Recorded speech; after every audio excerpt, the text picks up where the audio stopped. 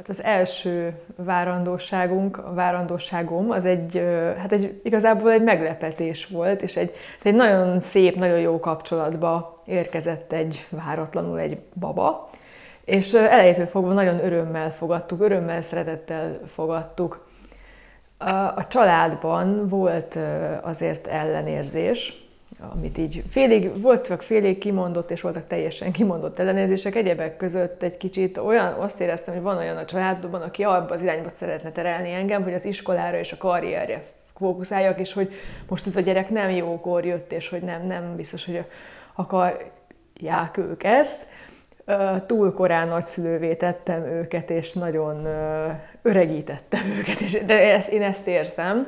És akkoriban az volt a protokoll, hát ugye 19 éve, hogy be kellett azon a napon menni a kórházba, amikor a kiírt dátum volt, és ott bent is kellett maradni. És én mondtam, hogy én nem akarok befeküdni a kórházba, ez a börtön, nem akarok ide befeküdni. És akkor végig vizsgálgattak, vért vettek az egyik folyosón, NST a másik folyosón, és annak okán, hogy én haza akartam menni, én 2 folyosón fél órán belül összegyűjtöttem 4 hülyét. Mert ugye nem tudom, hogy mennyire, tehát 24 éves voltam, de hogy mennyire néztem ki csitrinek, vagy mennyire se, de hogy ott minden ilyen idősebb, ilyen 50 körüli vizsgáló személyek voltak, és mindegyik így maga hülye, a maga hülyesége miatt lesz valami baja a gyereknek. De hogy én még mindig nem éreztem, hogy nekem bármi bajom lenne, nem éreztem semmi olyat, hogy most én ártok a gyereknek, én tök jól voltam. Összességében egy hetet bent töltöttünk, és ez a hét ez arra volt, hogy az összes rémsztorit végighallgattam, amilyen kimenetelű tud lenni egy szülés. Tehát a szülésindítástól kezdve a császárig minden. Olyan dolgok voltak, hogy valami szörnyű, és akkor eljött a szombat éjszaka, 1 órán belül született 8 baba, 3 órán belül 14, és mindenki megszületett a környéken, és amikor mindenki megszületett, akkor hétfő hajnalban arra voltam kiírva már indításra hétfő hajnalban, akkor úgy döntött az én kis gyerkőcöm is, hogy akkor ő is elindul. És emiatt, hogy mindenki megszületett, 2 voltunk az egész folyosón, és ezért mind a 2-nkre jutott egy-egy szülésznő, úgyhogy egy ilyen viszonylag nyugodalmas vajúdásban lehetett részünk, elindult magától, nem kellett azt a kapszulát felhelyezni, amit így mondtak, és nagyon rettettem tőle, meg a császártól és mindentől, és nem akartam. És nagyon örültem neki, mikor kijelentették, hogy hát ez nem szükséges az indítás, mert hogy már magától elindult a folyamat. És akkor átmentünk a másik folyosóra, ott megrepesztették a burkot. Fogalmam sem volt, hogy ez mit jelent, hogy ez jó-e vagy nem jó. Mondták, hogy még egy órán át feküdni kell, még egy órán át feküdni, hát ez nem normálisak. És utána bejöhetett a férjem, és akkor onnantól fogva, hogy ott lehetett, annyira jó volt, mert nagyon hiányzott nekem abban az 1 hétben, nagyon nehezen viseljük az egymástól való különlétet, és hogy mi nagyon ilyen ragaszkodóak vagyunk, nagyon nehezen viseltük, és jó volt, hogy ott lehetett, és a magzatvíz az folyamatosan folyt. Belőlem mindenhol hagytam magam után a csíkot, így húztam magam után, és ő meg boldogan és lelkesen törölgette. És valójában magát ezt a vajudást úgy élveztem is, a fájdalmat leszámítva, mert hogy egyébként jókat nevettünk, a szülésznővel nagyon jól sikerült megtalálni a közös hangot. A testhelyzet, amit felvettem, az olyan volt, hogy volt ott egy ilyen szülőágy, aminek a végébe belekapaszkodtam, és így lógtam rajta, és a végén már csak ez esett jól. Tehát abban az 1 órában, amire azt mondtam, hogy ha én ezt túlélem, én biztos, hogy nem csinálok többet ilyet, azt tuti, csak ezt éljem túl, mert ez tényleg azért kemény volt, de hogy amúgy meg egy dinamikus, haladós dolog volt, és akkor mondták, hogy hát föl kéne feküdni arra az ágyra, és mondtam, hogy én nem szülök fekve, de hogy föl kéne feküdni, és annyira jó lett volna, hogyha oda térdelnek alá, mert egyébként mindenben nagyon-nagyon úgymond a protokollhoz képest is én nagyon sok engedményt kaptam. Tehát látták rajtam, hogy én ezt így tudom csinálni, bírom, és akkor nem piszkáltak, hogy most adjunk egy kis szurit, meg ez az amaz, hanem hagyták, hogy ez menjen. És ez nekem jól esett, és annyira jól esett volna, hogyha alám térdelnek, és hogy én ott hozhatom világra a babát abban a testhelyzetben, ahogy én szeretném. És amikor és így éreztem, és hogy halad, tehát hogy én magam tudtam kontrollálni a folyamatot, hogy halad, és amikor fel kellett feküdni, én onnantól fogva nem éreztem semmit. Én konkrétan levegőt alig kaptam, és akkor így számoltak, hogy akkor most nyomjon 1, 2, 3, és akkor így mi van? És az lett a lényeg, hogy én valahogy kibújt, és azt éreztem, hogy engem így megszüleztettek. És amikor odaadták a babát, akkor azt hajtogattam, hogy én ezt nem hiszem el, és olyan valószerűtlen volt, és ez az egész anyasággal való kapcsolatom is ilyen nagyon-nagyon sokára indult el. Tehát, hogy nekem nem az volt, hogy akkor anya vagyok, és akkor jön a felhőtlen öröm, amit vártam, hanem helyette ez ilyen nagyon nyögvenyelős. És hát kitaláltuk, hogy na most már jöhetne a kis testvér, hogy olyan élethelyzetbe kerültünk, hogy most már jöhetne a kis testvér, és azonnal az első gondolatra megfogant. De végül aztán ő hát nem maradt meg, és amikor megtörtént ez a műtét, hazamentünk a kórházból, és pont aratás volt, és nagyon sok gólya körözött ott a ház körül, és leültünk a lépcsőre a férjemmel, és így mondtuk, hogy ide gyertek! És mondta a védőnő, hogy egy 3 hónapot kell várni, de utána én nem foglalkoztam semmivel. Mondtam, hogy én nem tervezek, nem számolok, nem érdekel, jön, amikor jön. És 6 héten belül megfogant a második gyermekünk. Hát ővele úgy voltam, hogy a várandóság alatt a kezembe került az Útmutató szüléshez című könyv, amit ugye Ina May Gaskin írt, és hát nagy hatással volt rám ez a könyv, és nagyon egyetértettem. Tehát az volt az érdekes felismerésem, hogy amit én gondoltam és éreztem a szüléssel kapcsolatban, az oda nyomtatott betűkkel le volt írva, és ez annyira jó volt, és hogy én az elsőnél is úgy voltam, hogy hát erre egy nő képes, hogy nekem nem kell ehhez orvos, meg fehérköpenyes orvos, meg diploma, meg szülő, ilyen csili-vili szülőágy, hanem hogy én egy mező közepén is meg tudom szülni a gyerekünket, és hogy mi erre vagyunk teremtve, erre vagyunk kitalálva, és ez le volt írva ebben a könyvben, ilyen különböző szövegkörnyezetben. De én úgy voltam vele, hogy én bemegyek, megszülöm, aztán hazamegyünk. És hát nyilván a vajódása természetét a nő így megismeri, ahogy egyre többedik vajódása van, és hát ez a második vajódás, ez egy nagyon intenzív, ez este indult be, és pillanatok alatt átcsapott ebbe az intenzív dologba, és úgy haladt, és éreztem, hogy tök jó, de minél tovább otthon akartam maradni, és akkor a férjem, ő már látta, hogy ez most már az, és ez nagyon az, és hogy úristen, ő mit fog velem kezdeni, hogyha hogy nem merte azt megkockáztatni, hogy mi van akkor, hogyha én ott szülök meg, hogy akkor ő mit fog csinálni. Erre nem voltunk felkészülve egyikünk sem. Én mondtam, hogy ne vigyél még, én még maradni akarok. És mondta, hogy nem, hát ez komoly, figyelj, néztem az időt, úristen. És összekészültünk és bementünk. És akkor becsöngettünk a szülőszobára, hát kijött egy szülésznő, egy olyan szülésznő, akit én így ismertem korábbi szüléseim kapcsán, hát az egyhetes kórházi tartózkodás során ott elég sok mindenkit megismert az ember, és ez egy ilyen nagyon goromba, egy ilyen tenyeres talpas, ilyen, már nem dolgozik ott, hála Istennek. De hogy és akkor így kijött, és hát abban a szokásos stílusában, amiről ő ismert volt, hogy szinte ez a mit keresnek itt? Hát virágot szedtem éjjel a út mellett, mi a fenét keresnék itt? És közben zajlott egy másik szülés, és azt láttam, hogy ők arra vannak most éppen rákészülve, hogy ott ővele foglalkoznak, és engem meg egy kicsit így parkolópályára akartak tenni. És mondtam, hogy én nem is zavarok meg semmi, hogy szerezzél egy kis 3 lábú kis széket, amiből minden kórházi ágy alatt van 2. Hogy egy olyat hozzon már nekem. És nem érünk rá ilyenekkel foglalkozni. És ez az ilyen döbbenet, így lefagytam, hogy hát itt ennyi az én kéréseimnek a határa, tehát hogy nem foglalkoznak az egyéni dolgokkal, hanem hogy én itt csak egy ilyen darab vagyok a fotószalagon. És megvizsgált az orvos, és ilyen nagyon aggódó arcot vágott, ez egy idősebb orvos volt, aki ilyen emberileg nagyon, nem is az, hogy jó modorú ember volt, hanem ez a nagyon normális. Tehát, hogy velem egyébként emberileg tök jól megvolt a közöttünk kommunikációban az összhang. Nagyon normális volt velem, és kérdezte, hogy mi ez itt. És akkor azt mondja, hogy úristen, itt van a keze. És addig, hogy van egy gyógyszerérzékenysége. Hát volt, de már nincs.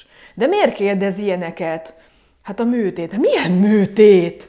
És ezek így engem 5 perc alatt leborotváltak, és leszedték rólam a ruháimat, átraktak egy ágyra, betoltak a műtőbe, és amikor toltak, akkor ott az a szülésznő volt ott, akinél a másik gyerkőcöm született, és akkor én neki szóltam, hogy figyelj, hát létszi, hát szaladnál ki a folyosóra, hogy keresd meg a férjemet. Én már mondtam, hogy szóljanak a férjemnek, hogy hogy ez történt, és hogy de most nincs idő a férjére, most önön van a sor, most önnel kell foglalkozni. Mondom, hogy nem igaz, hogy ennyire nem képesek, és ez a szülésznő kiment a folyosóra, és szólt a férjemnek, hogy gyere be. És ennek köszönhetően, amikor kivették a babánkat, akkor a férjem az előkészítőben legalább ott lehetett. Ha ezt én tudom előre, akkor kértem volna, hogy hadd vegye a kezébe, hogy ő öltözzön be, és hadd vegye a kezébe, hogy ha már én nekem nem tudják odaadni, akkor legalább neki. Az altatás olyan szempontból volt szerencsés, hogy el tudtam látni utána a babát. Utána az őrzőben tök jó voltam, de mondtam, hogy hát eltelt nem tudom, hogy hány óra reggel lett, és hogy hát tökre szeretném megnézni a gyerekemet, hát úgy mégis. És akkor megnyomtam ezt a csengőt, vagy meghúzkodtam. És akkor tök sokára jöttek, és mondták, hogy ez nem azért van ám ott, hogy maga húzkodja. Jó, oké, de mondom én, láthatnám a gyerekemet? Hogy akkor én is ilyen pikírt hangnemre váltottam, és akkor tök hamar hozták, és aki hozta, ő ismerősöm volt régről. És odaadta, és ott hagyta, és mondta, hogy hát második szülő vagy, hát tudod, mit kell csinálni. Homokzsák, kanül, így feküdtem, mint egy ilyen kiterített ilyen IKEA-s bútor, de hogy ide tudták fektetni a babánkat, és a szoptatás, az ott folytattam, ahol abba hagytam, 3 éves koráig szopizott a nagy, és olyan volt, mintha nem hagytam volna abba, hanem hogy így folytatnám. Tehát annyira jó volt, és ezek után tök jó volt, mert nem piszkáltak, hanem ahogy kikerültünk az osztályra, rögtön rooming-inben lehetett, 0-24-ben velem, éjszaka is velem lehetett, és a szobában pedig a szobatársakra való tekintettel lekapcsoltuk a lámpát, hogy ő tudjon aludni, viszont a kis előtérben én égve hagytam, hogy ha éjjel fel kell kelnem pelenkázni, akkor lássak. És ebben a szűrt fényben fölébredt a babánk, és így megnézett magának, és ez a szerelembe eséses pillanat, ez a szemkontaktus vele, ez akkor úgy létrejött, és hogy így megnézett, hogy akkor te vagy az én anyukám, és olyan jó volt, és hogy ez az egész kezdet, hogy nem úgy alakult a születése, meg az első órák, ahogy kellett volna, ez úgy elillant, és onnantól kezdve mi ilyen nagyon szoros kapcsolatba kerültünk, és én szoptattam, hordoztam éveken át, és így a érzelmi intelligencián és meg az egész érzékenységen lehet látni a mai napig a gyereknek, hogy ez tök jó volt. És hát nagy csalódás volt, hogy császár, hogy nekem császár, a legrosszabb, amitől tartottam. És az volt a jó benne, hogy annyira gyorsan közölték, meg annyira gyorsan történt, hogy nekem megijedni, meg így rágörcsölni sem volt időm. Nagyon sokáig tartott, míg feldolgoztam, és az segített a feldolgozásban, hogy de én kihoztam ebből akkor is a legjobbat. A férjemnek, amikor volt ez a covidos borzasztó helyzet, akkor ő többször elvitte a mentő, először covid gyanúval, utána hosszú hónapok után kiderült, hogy neki egy ilyen benézett endokarditisze volt, ez egy szívbillentyűgyulladás, óriásit küzdött, és gyönyörűen felépült. De hát a kórház az neki a mai napig egy ilyen, hogy azért neki nem egy. Meg igazából nem is, mert most az, hogy mit érez ő, mert nekem is. Meg én egyébként is, én nagyon olyan vagyok, hogy én mindent én csinálok, és én csak akkor megyek orvoshoz, ha már valami nagyon-nagyon nagy gáz van. Tehát ugye egyébként mindent otthon megpróbálunk meggyógyítani, amit tudunk. 41 éves elmúltam, és akkor kezdtem el gyanakodni, hogy szerintem én várandós vagyok, és aztán ezt sikerült igazolni egy teszttel. Nagyon örültünk neki, és nem mertük volna bevállalni ezután a betegség után, hogy azt éreztük volna, hogy húzzuk a Jóistennek a bajszát, hogyha most még egyet bevállalunk, de hogy így kaptunk egyet ajándékba, és nagyon nagy öröm volt. És az egész várandóság borzasztóan hasonlított az első gyermekünknek erre a felszabadult, tök jó, meg erre az egész, hogy én abszolút nem érzem magam most se 40 pluszosnak, hanem én ilyen tök fiatalnak érzem magam, és hogy ez egy ilyen nagyon szép várandóság volt. És viszont rögtön, ahogy bekerültem a vizsgálatokra, hát 41 éves, tökre úgy vették ki, vagy hát magas kockázati csoportba soroltak, mert császáros előzmény, 41 éves, és akkor, hogy ez egy időzített bomba. Holott én azt éreztem, hogy az én várandóságom gyakorlatilag zéró kockázatú, tehát én tök jól voltam. Szerintem baj, hogy nem nézik az anyának az egyébkénti fizikai állapotát, a lelki állapotát, az egész a táplálkozását. Tehát én azt vettem észre, hogy sokkal jobb állapotban vagyok, egészségileg, meg fizikálisan, mint 20 éves kismamák sokszor. Nagyon bántott, hogy nem szülhetek otthon, mert mondom, most aztán harmadikra, hogy kaptam végre ajándékba, akkor most ez olyan lesz, amilyen én szeretnék, és mindent megteszek érte. És aztán barátkozva a gondolattal, hogy hát sajnos kórházban kell szülnöm valószínűleg, vagy hát nem választhatok bábát, mindenféle könyvet elolvastam a szülés, ahol én irányítok, akkor rengeteg ilyen podcastet megnéztem a neten. A Vibek titok című könyv, ami még egy olyan könyv, ami nagyon-nagyon jól leírja a jogi hátterét ennek az egésznek. És én rájöttem, hogy nekem vannak jogaim, nekem vannak lehetőségeim. És többször is elfantáziáltam arról, hogy mi lenne, ha én így otthon, minél tovább otthon vagyok, és hogy mi lenne, ha otthon szülnék meg, és hogy tök jó lenne mégiscsak így otthon megszülni. És aztán hát a férjem mondta, hogy hát ez őrültség, hát hogy ő nem tudja, mit csináljon velem. És mondtam, neked nem kell csinálni semmit, te csak legyél ott. És aztán hát elmentünk ilyen bábai szülés felkészítőre, pontosan azért, hogy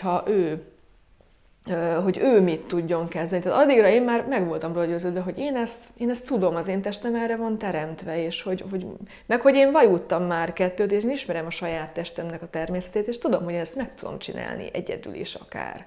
Tehát minket nem terelt senki abba az irányba, hogy bárhogy, hogy most otthon szüljél, vagy ne szüljél otthon. Nem mondott nekünk senki semmit, hanem mi saját magunk összenéztünk, és mondtuk, hogy hát figyelj, hát ez nem egy irreális elvárás, hogy akár a mi gyerekünk otthon is képes megszületni. Voltak is ilyen véletlen történetek, hogy véletlenül otthon született, és gyakorlatilag, mint császáros előzménnyel, 41 évesen ez az egyetlen útja az embernek, hogy megpróbálja, hogy minél tovább otthon vajúdni, és ha esetleg nincs komplikáció, akkor akár meg is születhet otthon a baba. És akkor hát ennek így indultunk neki. Nekem minden vajúdásom kontrakciókkal indult, és hajnali 5 órakor arra ébredtem, hogy valami folyik. És rögtön tudtam, hogy ez bizony a magzatvíz. És akkor gyorsan kiszaladtam a kádba, mert a kád fehér, hogy lássam, hogy szép tiszta a magzatvíz. Hogy egyáltalán hogy magamhoz térjek ebből a nem várt dologból, mert ez a bakker, hát én erre nem számítottam. De hogy rögtön felidéződtek bennem a bába szavai, hogy ha szép tiszta a magzatvíz, akkor nincsen baj, és hogy testhőmérsékletet kell mérni, illetve le kell feküdni egy órára, hogy ne csúszson előre a köldögzsinór. És hát jó, hát ezt meg tudjuk csinálni. És aztán elkezdett olyan nagyon szép, óvatosan intenzívebbé válni, de volt egy olyan pillanat, amikor így mondtam, hogy most gyere ide, és add ide a kezedet, mert hogy nekem ez az érzés kell, hogy te itt vagy, és tök jó, hogy itt vagy, és hogy itt lehetünk együtt, és én olyan sírás jött rám, hogy az valami rettenetes, és nem tudom, hogy egy örömtől is, hogy ezt mi még megélhetjük együtt, meg így meghatottságtól, hogy most akkor én vajúdok, de hogy ilyen, és egy ilyen nagyon, tehát nem tudom, ilyen sírás jött rám, és utána elkezdett úgy erősebb lenni ez a folyamat. Végülis megérkezett ez a barátnő, és belépett a lakásba, és ilyen félhomály volt, de őt úgy megvilágította a lámpa, és így fölnéztem, és hogy te vagy az egy úristen, milyen gyönyörű, több gyerekes anya, és hogy olyan, mint egy fiatal lány, és olyan békét hozott be. Mert a férjem és a barátnőm is, meg én is, mi nagyon dinamikusak vagyunk, és hogy aki meg ugye az ő barátnő, aki jött, ő meg olyan békét hozott be. És akkor úgy telt az idő közben, vagy én úgy éreztem, hogy telik az idő, de hogy nem történik semmi, és hogy most akkor mi van. És kérdezgettem tőlük, hogy szerintetek ez így normális, hogy így valaki kitágul, és akkor most normális az a folyamat, amiben én vagyok. És ő így leült velem szemben, és ilyen nagyon finom, bársonyos hangja van, és elkezdett kérdezgetni, hogy van-e valami, amitől félek, vagy ami ilyen gát. És mondtam, hogy én azt hittem, hogy mire megjön a kisfiunk az iskolából, addigra én meg fogok szülni, és hát nem. Meg hogy már nem merem beleengedni magam, mert hogy nem tudom, mennyire fog még fájni, nem tudom, mennyit kell kivinni. Tehát hard rockos volt, de amúgy tehát haladós volt, és élvezetes, meg mindamellett hard rockos, de már egy kicsit elfáradtam, és úgy éreztem, hogy most nem tudom, mennyit kell még kibírni. És akkor abban a pillanatban, hogy ezt így kimondtam, és ő megkonstatálta, így meg testhelyzetet kellett többször változtatni, mert 4 kézláb voltam, és az már egy kicsit így túl sokáig voltam egyben, de ugye a testhelyzet változtatásokra sem történt semmi. És amikor ezt a kérdést megválaszoltam, felgoogoltam, és akkor éreztem, hogy jön egy ilyen hullám, és rátámaszkodtam így a kanapénak a háttámlájára, és ő meg felkiáltott, hogy ott a feje, ott a feje! És le is fotózták telefonnal, borzasztó hálás vagyok nekik, mert csináltak róla milyen 18 karikás, ilyen hardcore-os fotókat, és imádom őket, és utólag sajnos nem vették videóra az egészet. Ugye ebben akkora erő van, hogy az valami őrület, és amikor ezt kimondta, hogy hú, hát akkor, ha jön még egy hullám, akkor én tudok nyomni, mert hogy olyan testhelyzetben vagyok, hogy én érzem, hogy mit csinálok, és tudom, tehát hogy érzem, hogy a testemmel mi történik, és tudom ezt irányítani, ezt a folyamatot, és hogy akkor segítsünk a babácskának most már megszületni. És akkor hát fölgoogoltam, és segítettem neki egy kicsit, és ő megszületett. És nem mertem már elkapni, mert ugye mondták a bábai felkészítőn, hogy csúszós, sikamlós, és hogy féltem, hogy eldobom. És viszont ők ott voltak, és elkapták, és utána odaadták. És hogy megnéztem, és hogy felkiáltottam, hogy kisfiú. És a gyerkőcünk addigra hazaért a suliból, csak ő úgy bement a szobájába, és mikor meghallotta, hogy kisfiú, a tesó nagyon kisfiút szeretett volna, akkor kiszaladt oda a nappaliba, és ott volt velünk. Nem borzadt el a vérlátványától, tehát semmit, tehát annyira természetesen szépen benne volt ebben a folyamatban. És akkor a férjem is odajött, és ott hát így fél órával a születése után már ott ölelgették, és ez annyira szép volt, meg annyira jó volt, és ugye óriási erő van ebben, és amikor én úgy ott vagyok ebben a testhelyzetben, hogy visszanéztem a fotót, hát az egész világ mindenség ereje bennem volt akkor, és ezt olyan jó volt ezt az egészet a teremtettségében megtapasztalni, hogy az Isten ilyennek teremtette a szülést. Nekünk nem aranyóránk volt, hanem hogy egy aranynap, vagy nem is tudom, hogy az egész gyermekágy ilyen arany időszak volt.